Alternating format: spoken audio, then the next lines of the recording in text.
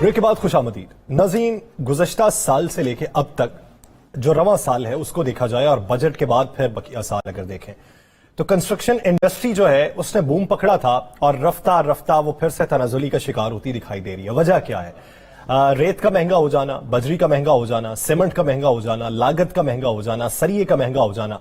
ये रफ्ता रफ्ता जो चीजें महंगी हुई हैं वो इन्वेस्टर्स जो इन्वेस्टमेंट की गर्ज से इस पे पैसा लगा रहे थे इस इंडस्ट्री पे, वो भी अब रुक चुके हैं। उन्होंने अपना हाथ खींच लिया है। एक आम शहरी जो अपना नया घर बनाने का ख्वाब रखता था और कुछ पैसे जोड़ रखे थे, वो भी अब हिचकिचाहट का शिकार है और तजब्जुब का शिकार है कि इतने पैसों में घर बनाए तो बनाए कैसे। चार दीवारी तो खड़ी कर लेगा लेकिन अपनी छत नहीं डाल सकेगा।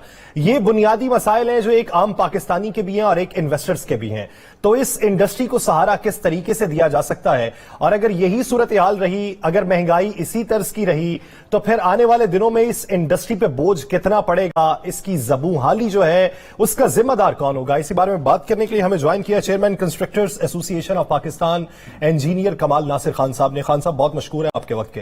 खान साहब, अगर मौजूदा सूरत हाल को देखें, रफ्ता रफ्ता जिस तरह महंगाई बढ़ी ही है और घर बनाने की लागत में बेतहाशा इजाफा हुआ है, अगर मैं गलत नहीं हूं तो 2 गुना कीमत में इजाफा हुआ, तो इस सूरत हाल में आप क्या समझते हैं कि इन्वेस्टर्स और आम शहरी वो किस तरीके से फंसे हैं और उनका मुस्तकबिल क्या? Thank you very much. जैसे अभी आपने अपने इंट्रो में कहा कि प्राइसेस जो है तकरीबन, अगर मैं ये कहूँगा कि पिछले 1 साल में कोई 80% हमारे कंस्ट्रक्शन जो मटेरियल की लागत बढ़ गई और इन 2 महीनों में तकरीबन 25%, तो तकरीबन आप समझ लें कि 100% से ज़्यादा 1 या सवा साल में इसकी लागत ज़्यादा हो गई है। अब जैसे आपने कहा ना कि हमारे दो सेक्टर है, एक प्राइवेट सेक्टर है और एक पीएसडीपी गवर्नमेंट सेक्टर है।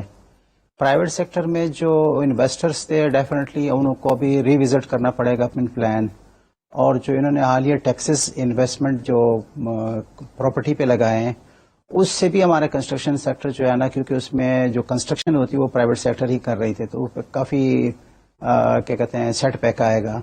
जहाँ तक आम आदमी का ताल्लुक है कि वो अपने घर बनाने का आमदनी तो उनकी कोई बड़ी नहीं है, लागत उसका 100% बढ़ गया, तो जिसने भी 5 मरले पे घर बनाना है या तो अपना प्रोग्राम चेंज करके 2.5 मरले का प्लानिंग करें, या फिर वो जो 2 साल का प्लान तो 4 या 5 साल पे लेके जाएगा अपने घर कंप्लीट करने के लिए।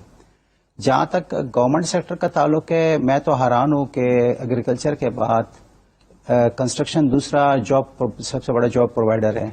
12% हमारा जीडीपी का शेयर है कंस्ट्रक्शन इंडस्ट्री में, मगर इस बजट में हमसे उन्होंने को पूछा ही नहीं है, और उन्होंने बजाय टैक्स क्या कहते हैं बेस बढ़ाने का, उन्होंने जो ऑलरेडी टैक्स पेयर है उन पर टैक्स ज़्यादा कर दिया और डिफरेंट टैक्सेस और लगा दिए। तो मेरे हिसाब से मैं समझता हूँ कि ये बहुत कंस्ट्रक्शन इंडस्ट्री के लिए बहुत बुरा शगुन है।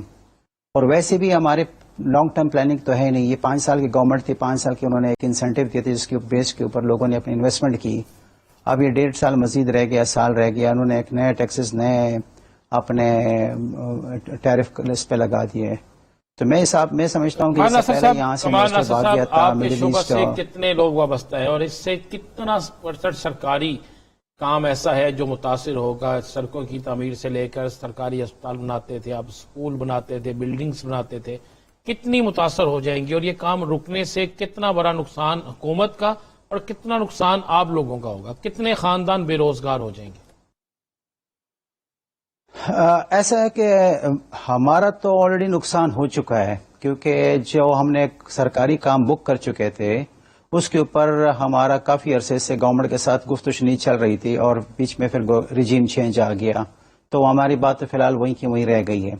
अगर वो जो कंपनसेशन एक्सकेलेशन का नहीं मिला तो हमारे कोई 20-25 हज़ार कंस्ट्रक्शन कंपनियां C4, C5, 6 लेवल की जो छोटी कंपनियां हैं, ये तो सारे तकरीबन बैंकरप्ट हो जाएंगी। और उससे जो अभी मैं सिर्फ आपको 2 सूबों का बताता हूँ। एक फेडरल अभी बजट आया 800 अरब का डेवलपमेंट बजट, और पंजाब का सुन रहा है कि 600 या 650 या आप 600 ही समझ ले, तो तकरीबन ये 600 अरब रुपए। तो इसका मतलब है 1400 अरब इन सिर्फ मरकज का और सूबे का बजट है। तो काम तो कंस्ट्रक्शन कंपनी ने करना है। कंस्ट्रक्शन कंपनी ऑलरेडी इस वक्त बैंकरप्सी पे है। ये काम मुझे नहीं पता किससे करवाएंगे, चाइनीज से करवाएंगे या कि यूरोप से कंपनियां लेके आएंगे। پاکستانی کمپنی تو فی الحال آپ اگر کو شاید پرانا یاد ہو کہ نہ ہو، گزشتہ برس بھی میں نے آپ کا ایک انٹرویو کیا تھا. اس وقت یہ جو پاکستان تحریک انصاف کے بالکل منیب صاحب، وزیر اعظم کے جو گھر فراہم کیے جا رہے تھے، وزیر اعظم نے جو گھر فراہم کرنے تھے آسان اقساط پہ، اس کے بارے میں آپ نے کہا تھا کہ ہماری جو ڈیل ہوئی تھی ان کے ساتھ وہ کسی اور پیسے پہ ہوئی تھی اور مہنگائی کی وجہ سے ہمارے لیے یہ گھر بنانا مشکل ہو چکا ہے. اب ایک صورتحال تو وہ تھی کہ جب انڈسٹری بوم پہ جا رہی تھی، اب ایک صورتحال کا آپ اب تذکرہ کر رہے ہیں. تو ہر سال میں آپ کے معاہدے اور اس کی لاگت میں کتنا فرق پڑتا ہے اور وہ فرق کہاں سے پورا ہوتا ہے؟ منیب صاحب ایسا ہے نا کہ جو میں نے ابھی آپ کو ذکر کیا کہ پچھلے جب ہمارا اس پریویس گورنمنٹ میں 80% ہماری لاگت پڑ چکی تھی کنسٹرکشن کے اوپر، تو اس پہ پلاننگ کمیشن نے ایک براڈ بیس کمیٹی بنائی تھی جو اسیس کر رہی تھی کہ بھئی ایکچوئل کاسٹ کتنا آ رہا ہے، اور گورنمنٹ نے کوئی فیصلہ کرنا تھا گورنمنٹ لیول پہ کہ ہم نے اس کو کیسے کمپنسیٹ کرنا ہے. اب اس جو نیا ریجیم آیا اس میں صرف 2 مہینے میں 25% مہنگائی آئی، تو اوور آل 100% مہنگائی آ گئی.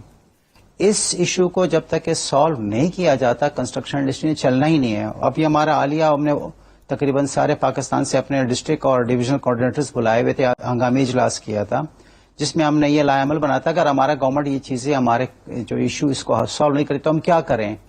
تو متفقہ فیصلہ یہ ہوا کہ جولائی تک ہم ٹائم دے رہے ہیں، جولائی کے بعد ہم ملک گیر ہڑتال کریں گے کنسٹرکشن کا، اور ہڑتال اس لیے کریں گے کہ ہم اس قابل ہی نہیں ہوئے کام کرنے کا. تو مجھے تو نہیں لگتا کہ گورنمنٹ کا جو 1600 ارب ہے یا 2000 ارب کا اوور آل پاکستان میں جو بجٹ ہوگا اس کو کرے گا کون، جب ہم سارے اس کو کرنے کے قابل ہی نہیں ہوں گے. اور جب ہم کرنے کے قابل نہیں ہوں گے یا آدھی سے زیادہ کمپنیاں بند ہو جائے تو کام کیسے کروائیں گے. اور پہلے ہمارے پاس کیپیسٹی بڑی کم تھی پاکستان میں کنسٹرکشن انڈسٹری کی، اور وہ کیپیسٹی مزید اور خراب ہو جائے گی جو ہمارے ناصر صاحب مہنگائی کی وجہ سے. کتنے ایسے منصوبے حکومتی ہیں جن کے ٹھیکے آپ کو مل چکے تھے، جن کے کنٹریکٹ آپ کو مل چکے تھے، اگر جولائی تک آپ کے معاملات حل نہیں ہوتے تو چاروں صوبوں میں کتنے ایسے منصوبے تھے جو بند ہو جائیں گے؟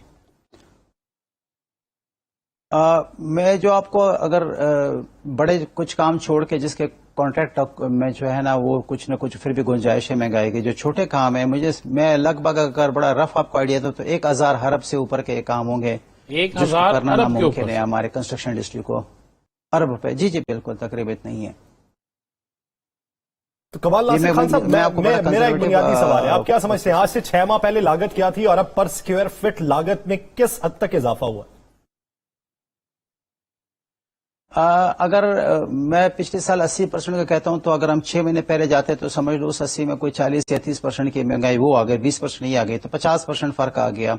تو اگر ہم ایک بڑا کنزرویٹو ایک نارمل گھر بناتے ہیں 2-2.5 ہزار، جو میں عام آدمی کی بات کر رہا ہوں 2000-2.5 ہزار، تو وہ 4000 4.5 ہزار سے کم پہ مشکل لگتا نہیں کہ وہ کمپلیٹ کر سکے گا پر اسکوائر فٹ.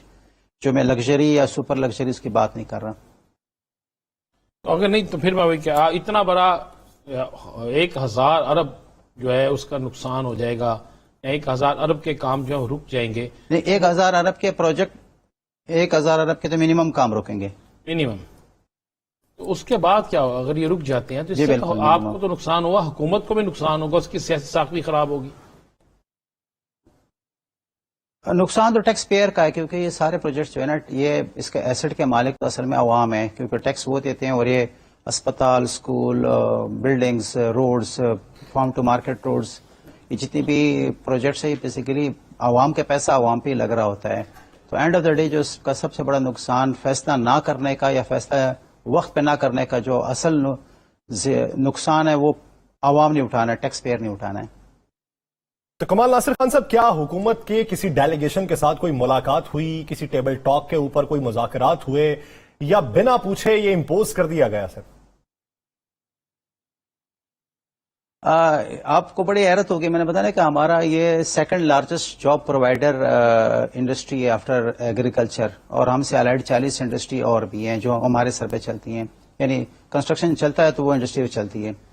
ہمیں کسی نے بجٹ پروپوزل پہ کسی نے نہیں بلایا، اور ہمیں حیرت ہو رہی ہے کہ بھئی یہ بجٹ بنایا کس نے، یہ کیا یہ بیوروکریسی نے بجٹ بنایا یا پولیٹیشنز نے بنایا، ہمیں تو یہ بھی پتہ نہیں ہے. تو ہمیں کسی نے نہ بلانے کی زحمت کی، نہ ہم سے کوئی کنسلٹیشن کیا کہ بھئی کہ آپ کی مشکلات کیا ہے. اور ڈیفینیٹلی جب انہوں نے بجٹ بنایا انہوں نے پروجیکٹس بھی اس کے لیے مختص کیے ہوں گے. جب تک کہ پرانے پروجیکٹس جو آلریڈی پائپ لائن میں اس کو کمپلیٹ نہیں کریں گے آگے پروجیکٹس उस कंपनियों के लिए बड़ा मुश्किल होगा, क्योंकि सही। वो मैं बेशुमार ऐसे यानी कंपनी पुराने जो कॉन्ट्रैक्ट हैं अगर वो पाया जायदा तकमील तक नहीं पहुंचते तो फिर नया कॉन्ट्रैक्ट किस बुनियाद पे होगा, पुराने का खसारा कौन पूरा करेगा। इसलिए टेबल टॉक होनी चाहिए थी। दूसरी बड़ी पाकिस्तान की इंडस्ट्री जो रोजगार फराहम करती है उसके मसाइल पे भी तवज्जो देनी चाहिए। बसूरत दीगर कम से कम जो है वो 1000 अरब रुपए का नुकसान हो सकता है। बहुत शुक्रिया इंजीनियर कमाल नासिर खान साहब इस वक्त देने के लिए। नाजरीन, दीगर इश्यूज पे बात करेंगे एक शॉर्ट ब्रेक के बाद, कहीं नहीं जाएगा। Stay with us.